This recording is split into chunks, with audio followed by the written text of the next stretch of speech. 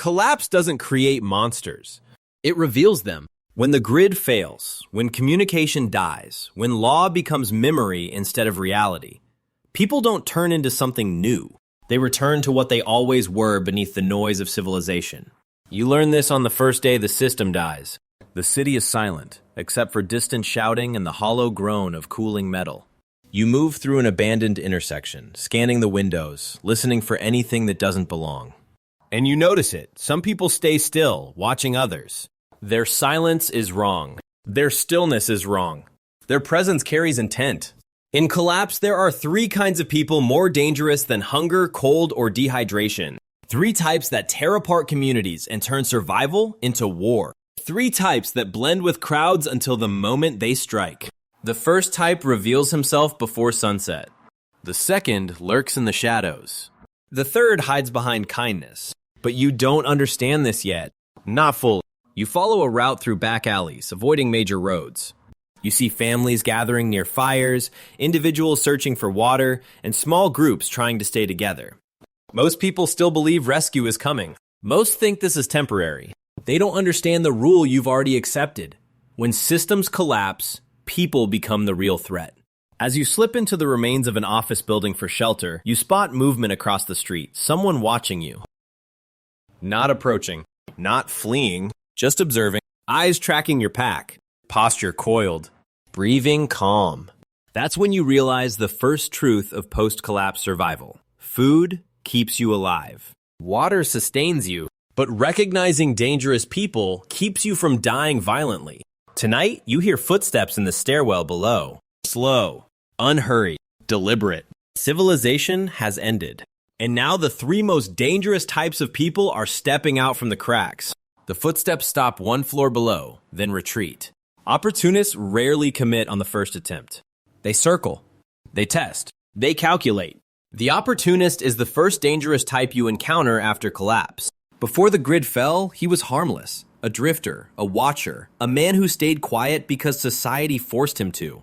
But now, he becomes a predator shaped by opportunity, not ideology. Opportunists don't attack out of rage or hunger. They attack because the chance appears and the risk is low. The next morning when you move through the side streets, you see him again. Same jacket, same slow, deliberate pace. He doesn't follow you. That would be too obvious. He simply appears wherever the streets narrow or visibility drops. He's not hunting food. He's hunting mistakes. Psychology of the opportunist. He avoids conflict unless he has advantage. He watches for exhaustion, distraction, injury. He prefers isolated targets. He tests boundaries before committing. He adapts quickly to weakness. You check your reflection in a broken window. Your posture, your pack placement, your awareness. Opportunists read body language better than most trained professionals. If you look confident, he hesitates. If you look uncertain, he closes in. By afternoon, you test him intentionally, taking a detour down a dead street, then doubling back through a narrow alley. He appears again, exactly where he believes you will pass. That confirms it. He's not looking for violence. He's looking for advantage. And advantage leads to ambush. But opportunists have a flaw. They are cowards in disguise. When you face him directly, sudden, sharp eye contact, hand resting on your belt, posture firm, he freezes for a fraction of a second. Then looks away, then vanishes into a side path like smoke on a cold day. He'll find another target. Someone tired, someone unaware, someone who still believes people are good when the world ends. The opportunist is gone for now, but the second type is far worse, because he doesn't wait for mistakes. He creates them. If the opportunist waits outside, the manipulator waits inside your circle. You encounter him on day 3, near a partially collapsed bridge where scattered survivors huddle around a fire barrel. He approaches calmly, with open hands, warm voice, and a practiced smile. He doesn't ask for food. He doesn't beg. He offers information. That's the first sign. Manipulators always offer value early, because trust is their currency. He tells the group he knows a safe place, a warehouse with water, a friend with medical supplies, a hidden route out of the city. But every detail he gives is vague, just enough to sound valuable, never enough to verify. You observe quietly. His eyes never stop scanning. Not for threats, for reactions. Manipulators study psychology like predators study patterns. Their traits are unmistakable. They praise individuals strategically. They mirror your posture. They repeat your words to build rapport. They collect personal weaknesses conversationally. They present themselves as saviors. After 10 minutes, he knows who is scared, who is sick, who is hungry, who is desperate. These become the strings he pulls later. The danger with manipulators is not immediate violence. It's misdirection. They lead people into traps they never see coming. Ambushes, abandonments, group fractures, resources pooling into one person's hands. You watch him persuade two teenagers to follow him just to check something. You intercept them before they leave. You explain quietly, firmly, that he never gave verifiable facts. He gave comfort. And comfort is the most weaponized resource during collapse. When the manipulator realizes he's been exposed, his smile fades for a second. Just a second. Then he disappears into the smoke. He'll find another group. Another fear to exploit. Another person to control. The opportunist is dangerous to lone survivors. The manipulator is dangerous to communities. But the third type, the most lethal, is something else entirely. He doesn't want advantage. He doesn't want influence. He wants chaos. Some people don't need resources. They don't need allies or plans or safety. The collapse gives them something far more intoxicating. Permission. The instigator emerges on the fourth night.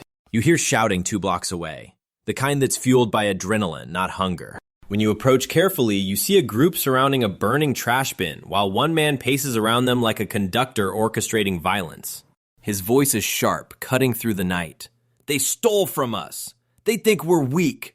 Why should they eat while we starve? He's lying. You can see it in his eyes. Instigators thrive on ignition. They don't need truth, only friction. Their power comes from turning fear into anger and anger into action.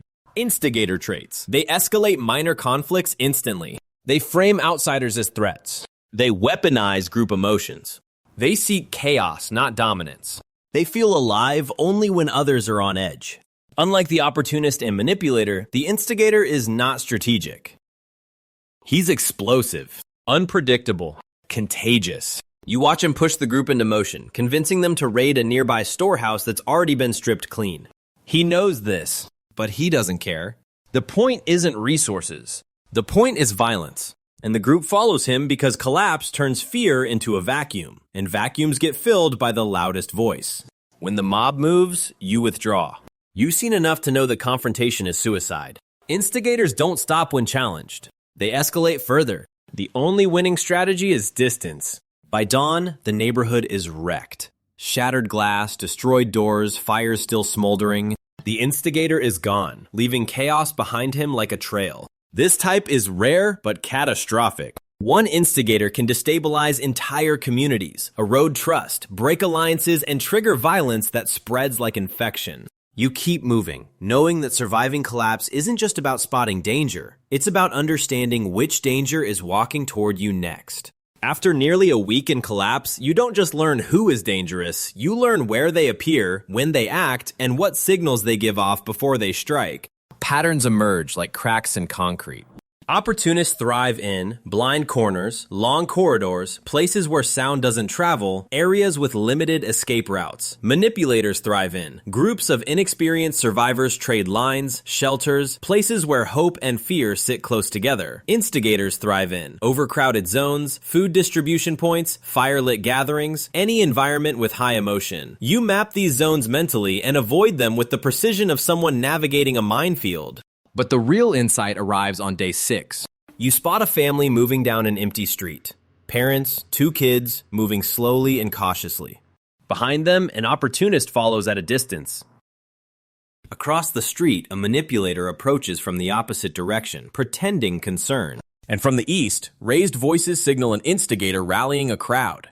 3 predatory archetypes converging on one vulnerable group. It's a perfect snapshot of collapse. This is when you understand the final truth. Dangerous people cluster around weakness like gravity. If you look tired, they orbit you. If you look unsure, they approach. If you look hopeful, they exploit. If you look angry, they amplify. Collapse becomes predictable once you read people like terrain. You move to higher ground, watching from a dark rooftop. The family spots you, a silhouette against the skyline. You motion subtly for them to change direction, and surprisingly, they do. Whether they survive is uncertain, but you've learned something priceless. Collapse is not about hiding from people. It's about recognizing human patterns as clearly as you read weather patterns. The three types aren't rare anomalies. They're fixtures of a world without order. And every day you survive, you get better at spotting the storm before it hits. By the seventh day, the city has changed, but you've changed more. The Opportunist no longer frightens you. You recognize him instantly. The lingering stare, the slow approach, the subtle positioning. Avoiding him becomes reflex.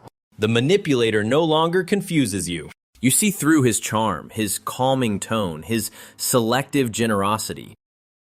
You're immune to his emotional baiting. And the Instigator no longer surprises you. His volume, his theatrics, his chaos, all predictable. All manageable by staying far outside his blast radius. The real power isn't in defeating these people. It's in not feeding them. Survival rules you now live by. 1. Never look vulnerable. Walk with certainty. Even when exhausted, predators sense weakness before you feel it. 2.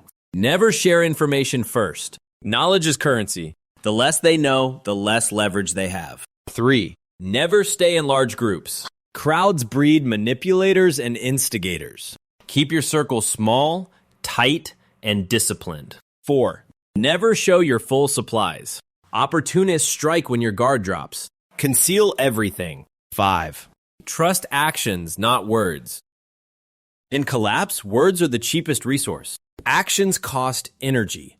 And energy reveals intent.